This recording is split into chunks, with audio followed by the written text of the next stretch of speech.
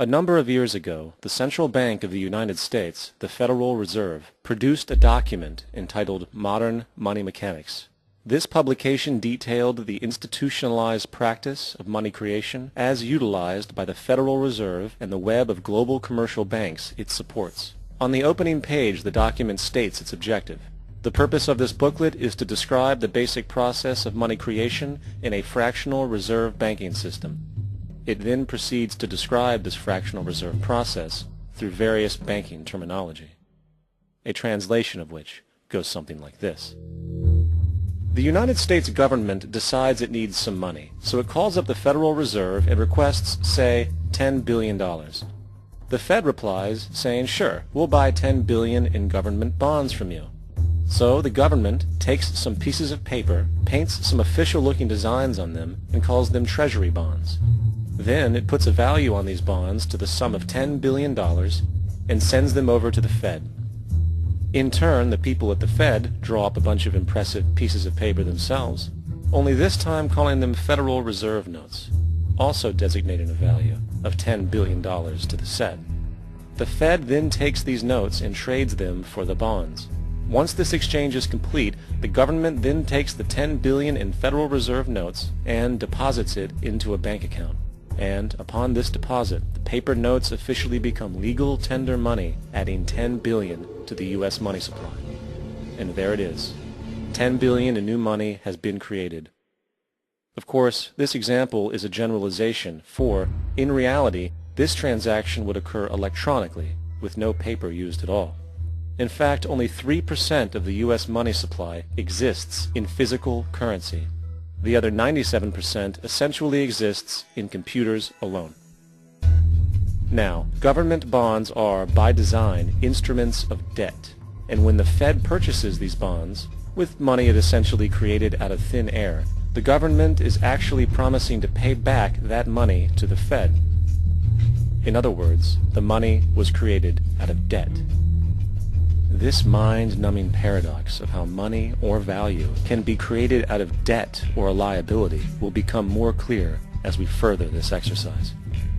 So, the exchange has been made and now $10 billion sits in a commercial bank account. Here's where it gets really interesting. For as based on the fractional reserve practice, that $10 billion deposit instantly becomes part of the bank's reserves, just as all deposits do. And regarding reserve requirements, as stated in Modern Money Mechanics, a bank must maintain legally required reserves equal to a prescribed percentage of its deposits. It then quantifies this by stating, under current regulations, the reserve requirement against most transaction accounts is 10%.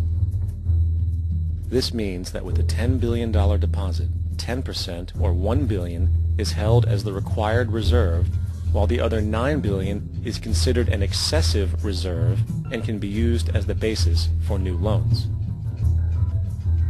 Now, it is logical to assume that this $9 billion is literally coming out of the existing $10 billion deposit. However, this is actually not the case. What really happens is that the $9 billion is simply created out of thin air on top of the existing $10 billion deposit. This is how the money supply is expanded. As stated in Modern Money Mechanics, of course they, the banks, do not really pay out loans from the money they receive as deposits. If they did this, no additional money would be created.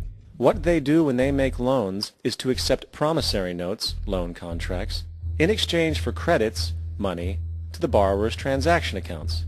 In other words, the $9 billion can be created out of nothing simply because there is a demand for such a loan and that there is a $10 billion deposit to satisfy the reserve requirements. Now, let's assume that somebody walks into this bank and borrows the newly available $9 billion. They will then most likely take that money and deposit it into their own bank account. The process then repeats, for that deposit becomes part of the bank's reserves. 10% is isolated, and in turn 90% of the $9 billion, or $8.1 billion, is now available as newly created money for more loans. And, of course, that 8.1 can be loaned out and redeposited, creating an additional 7.2 billion, to 6.5 billion, to 5.9 billion, etc. This deposit money creation loan cycle can technically go on to infinity. The average mathematical result is that about $90 billion can be created on top of the original $10 billion. In other words, for every deposit that ever occurs in the banking system, about 9 times that amount can be created out of thin air. Money jitters? Ask the obliging Bank of America for a jar of soothing instant money, M-O-N-E-Y, in the form of a convenient personal loan. So, now that we understand how money is created by this fractional reserve banking system, a logical yet elusive question might come to mind. What is actually giving this newly created money value? The answer? The money that already exists. The new money essentially steals value from the existing money supply. For the total pool of money is being increased irrespective to demand for goods and services.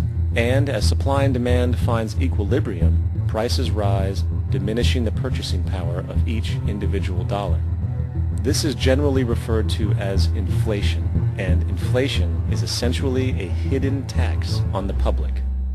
What is the advice that you generally get? And that is inflate the currency. They don't say debase the currency. They don't say devalue the currency. They don't say cheat the people who are saved.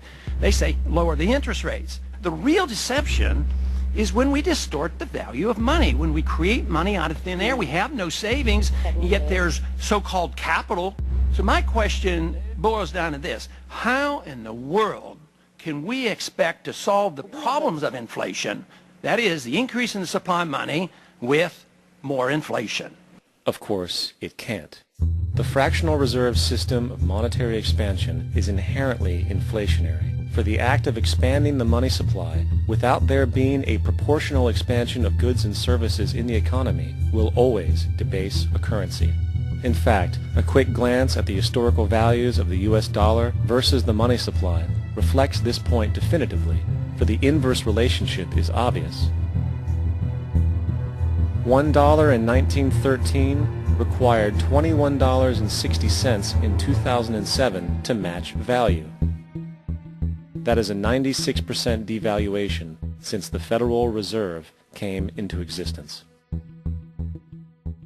Now, if this reality of inherent and perpetual inflation seems absurd and economically self-defeating, hold that thought, for absurdity is an understatement in regard to how our financial system really operates. For in our financial system, money is debt, and debt is money. Here is a chart of the U.S. money supply from 1950 to 2006.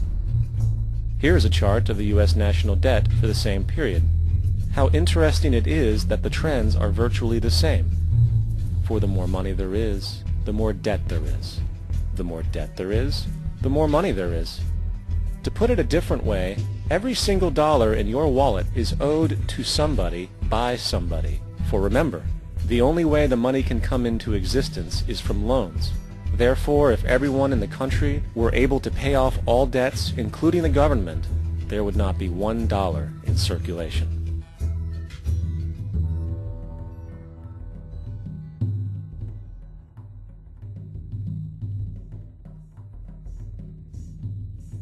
In fact, the last time in American history the national debt was completely paid off was in 1835 after President Andrew Jackson shut down the central bank that preceded the Federal Reserve. In fact, Jackson's entire political platform essentially revolved around his commitment to shut down the central bank, stating at one point, "The bold efforts the present bank has made to control the government are but premonitions of the fate that awaits the American people should they be deluded into a perpetuation of this institution or the establishment of another like it." Unfortunately, his message was short-lived, and the international bankers succeeded to install another central bank in 1913, the Federal Reserve. And as long as this institution exists, perpetual debt is guaranteed. Now, so far we have discussed the reality that money is created out of debt, through loans.